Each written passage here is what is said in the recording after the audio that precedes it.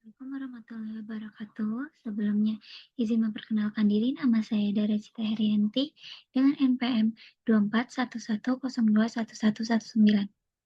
Di sini saya akan menjelaskan tentang mini skripsi saya yang berjudul Analisis Pengaruh DAU, Belanja Pendidikan, dan TPT terhadap Ketimpangan Pendapatan. Di sini saya memakai lokasi penelitiannya itu adalah di Provinsi Kalimantan Barat pada periode 2007 sampai 2025.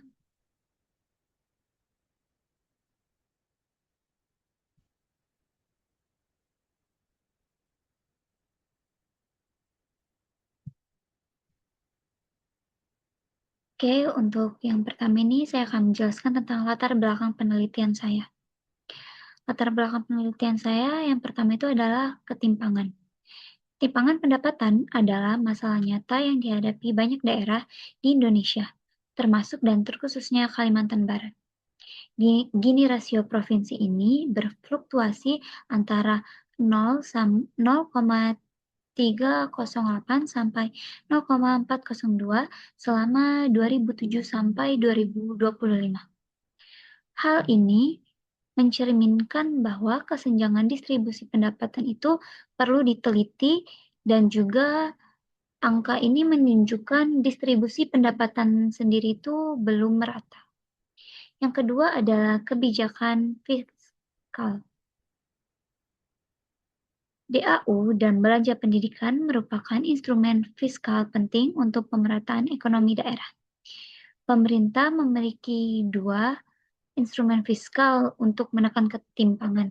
Yang pertama itu ya DAU itu atau dana alokasi khusus, yaitu adalah transfer dana dari pusat ke daerah agar kemampuan fiskal lebih seimbang.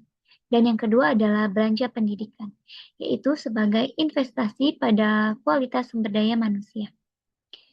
Dan yang ketiga, latar belakang saya adalah ketenaga kerjaan. TPT atau tingkat pengangguran terbuka mencerminkan banyaknya penduduk yang belum memiliki penghasilan dan ini dapat langsung berdampak pada kesenjangan pendapatan di masyarakat. Selanjutnya ada rumusan masalah dan juga tujuan. Dari latar belakang yang saya cantumkan, saya merumuskan 3 pertanyaan. Yang pertama itu adalah apakah DAU, belanja pendidikan, dan TPT masing-masing berpengaruh signifikan terhadap Gini ratio di Kalimantan Barat.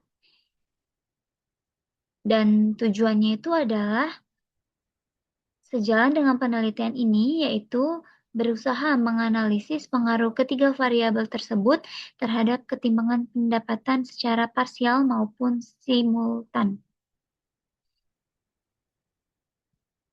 Untuk landasan teori yang saya gunakan, yang pertama itu ada Kuznets hipotesis pada 1955, yaitu adalah hubungan pembangunan dan ketimpangan berbentuk kurva U terbalik, dan ini relevan untuk menjelaskan fluktuasi Gini ratio Kalimantan Barat 2007 sampai 2025. Yang kedua ada Fiscal Federalist Theory atau untuk Fiskal Federalis teori ini dikemukakan oleh Oates pada 1972, yaitu adalah desentralisasi fiskal via DAU bertujuan menciptakan fiscal equalization antar daerah, mereduksi ketimpangan pendapatan. Yang ketiga ada Human Capital Theory oleh Bakker pada 1964. Investasi belanja pendidikan meningkatkan kualitas sumber daya manusia, produktivitas tenaga kerja, dan juga memperkuat peluang ekonomi. Yang keempat dan terakhir adalah Natural Rate of Unemployment oleh Friedman pada 1968. Yang berbunyi TPT tinggi berkorelasi dengan distribusi pendapatan yang tidak merata sehingga ketimpangan itu meningkat. Untuk variabel dan model regresi yang saya gunakan itu dapat dilihat dari layar. Untuk variabel Y yang saya gunakan adalah Gini rasio sebagai variabel dependennya. Untuk variabel independennya atau X1 yang saya gunakan adalah dana alokasi umum atau DAU. Selanjutnya ada untuk X2-nya adalah belanja pendidikan dan X3-nya adalah TPT. Untuk hipotesis penelitiannya adalah yang pertama, DAU diharapkan berpengaruh negatif terhadap Gini rasio. Jadi, semakin besar DAU, maka semakin kecil ketimpangannya. Jadi peningkatan DAU ini memperkuat kemampuan fiskal daerah sehingga dapat memeratakan layanan publik dan juga mengurangi ketimpangan. Untuk hipotesis kedua adalah belanja pendidikan, yaitu negatif. Di mana belanja pendidikan diharapkan berpengaruh negatif sehingga investasi SDM meningkatkan kualitas tenaga kerja, memperkuat peluang ekonomi, dan juga menekan kesenjangan pendapatan. Dan untuk hipotesis yang terakhir, untuk TPT adalah positif, di mana TPT diharapkan berpengaruh positif terhadap Gini rasio, yaitu pengangguran tinggi berarti sebagian besar populasi tidak berpenghasilan, sehingga distribusi pendapatan makin timpang. Di sini ada data penelitian saya dari 2007 hingga 2025. Dari 2007 sampai 2005 itu periodenya adalah time series, yaitu 19 tahun. Untuk Gini rasio minimalnya itu terletak pada tahun 2025 pada angka 0,3308. Untuk Gini rasio tertingginya itu ada di tahun 2014 sebesar 0,402. Dan metode yang saya gunakan adalah metode OLS, yaitu metode regresi berganda plus LN.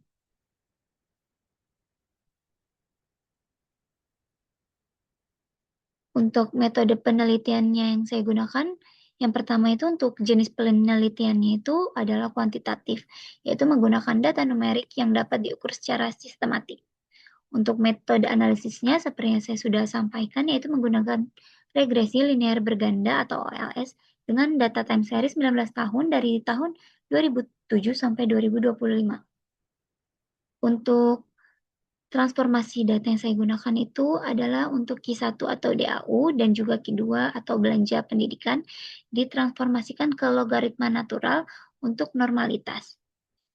Dan data-data yang saya dapatkan ini bersumber dari BPS Provinsi Kalimantan Barat, DJPK, dan juga Kemenku. Untuk uji statistik yang saya gunakan yaitu uji F, simultan, uji T parsial, koefisien determinan atau R kuadrat, dan juga uji analisis, uji asumsi klasik. Oke, sekian PPT penjabaran dari mini skripsi yang akan saya sampaikan. Selanjutnya saya akan menjelaskan tentang data regresi yang telah saya dapatkan.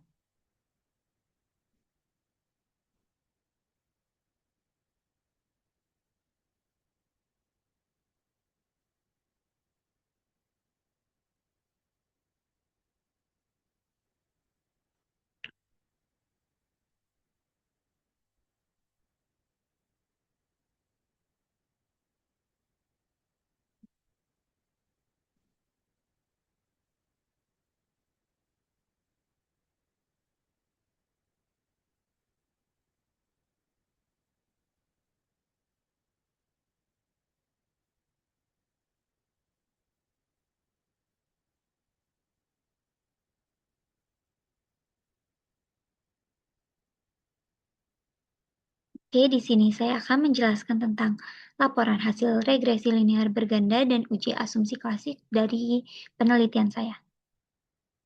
Di sini saya menggunakan aplikasi Ifuse dengan 19 observasi dengan data time series dari 2007 hingga 2025.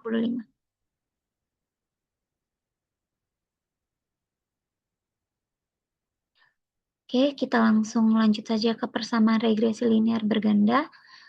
Yang pertama di sini ada hasil estimasi dan regresi.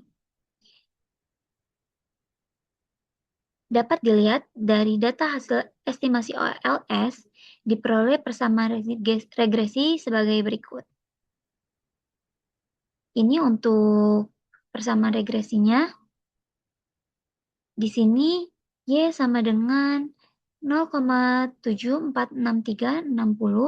plus 0,000431 untuk XY untuk X1 kurang 0,011509 untuk X2 kurang 0,022819 untuk X3 plus error. Dari persamaan regresi ini dapat dilihat nilai konstan sebesar 0,7463 ini menunjukkan nilai dasar dari Gini rasio ketika seluruh variabel independen dianggap 0. Dan dapat dilihat dari hasil regresi, nilai ini signifikan secara statistik pada tingkat kepercayaan 1%. Artinya, ada faktor-faktor lain di luar model yang secara konsisten memengaruhi ketimpangan.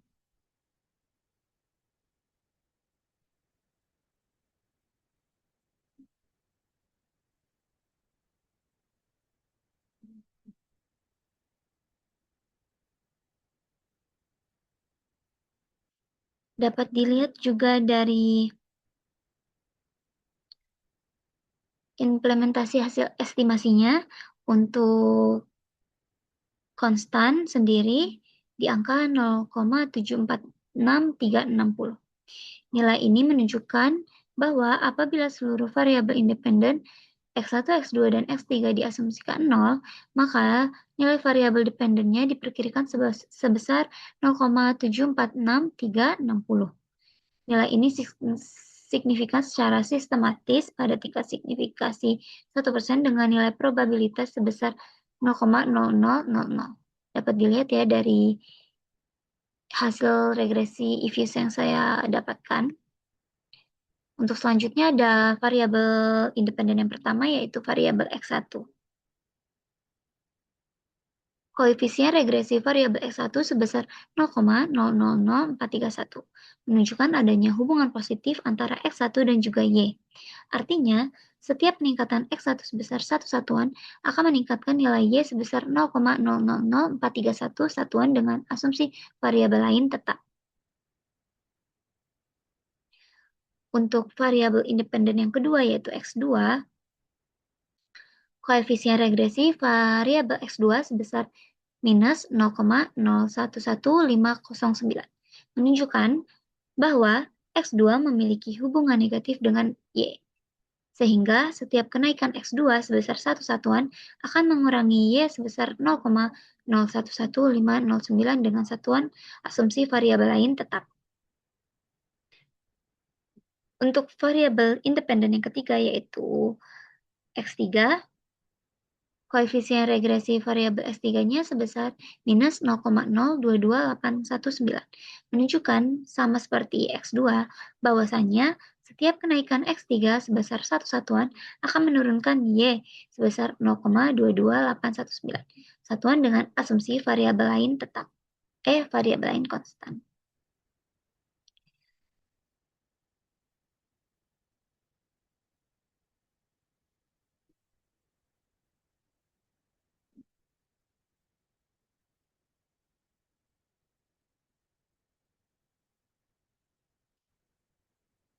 Selanjutnya untuk uji asumsi klasik.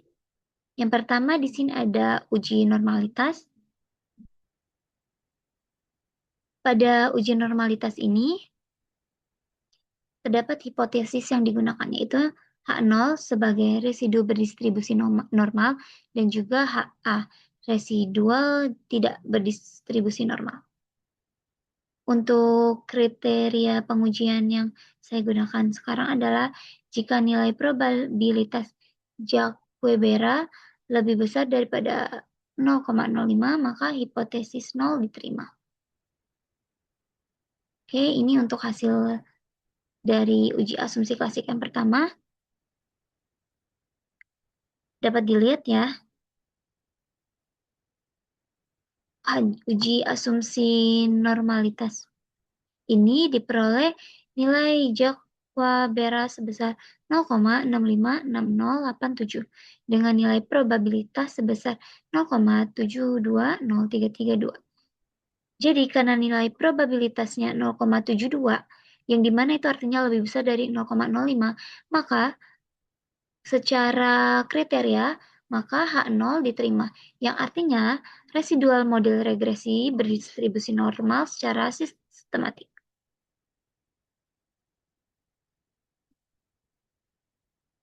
Selanjutnya ada deteksi multikolinearitas. Untuk multikolinearitas sendiri ini, kriteria pengujiannya adalah jika nilai Keteret FIP lebih kecil daripada 10, maka tidak terjadi multikolinearitas. Sedangkan jika FIP lebih besar atau sama dengan 10, maka terjadi multikolinearitas. Oke, di sini hasil dari uji asumsi klasik multikolinearitas saya. Jadi berdasarkan hasil pengujian ini, maka diperoleh Seteret FIP-nya masing-masing variabel independen di angka untuk X1 2,112546. Untuk X2 pada angka 1,594906 dan untuk X3 pada angka 1,580751. Hal ini berartikan seluruh nilai Seteret FIP berada di bawah 10, yang dimana dapat disimpulkan bahwa tidak terdapat masalah multikorinealitas dari model regresi yang saya gunakan. Untuk selanjutnya ada uji heteroskedastisitas. Untuk uji heteroskedastisitas ini, hipotesis yang digunakan adalah H0, yaitu tidak terjadi heteroskedastisitas, sedangkan HA terjadi heteroskedastisitas. Untuk kriteria pengujiannya itu dapat dilihat dari nilai probabilitas chi-square-nya. Apakah dia lebih besar dari 0,05? Jika dia lebih besar dari 0,05, maka H0 itu diterima. Oke, ini hasil dari uji heteroskedastisitas IVU saya. Berdasarkan hasil uji White, diperoleh nilai F statistik sebesar 1,191976 dengan probabilitasnya dapat dilihat di sini 0,3990 dan nilai observasi R-square-nya sebesar 10,33201 dengan probabilitas chi-square-nya sebesar 0,3243.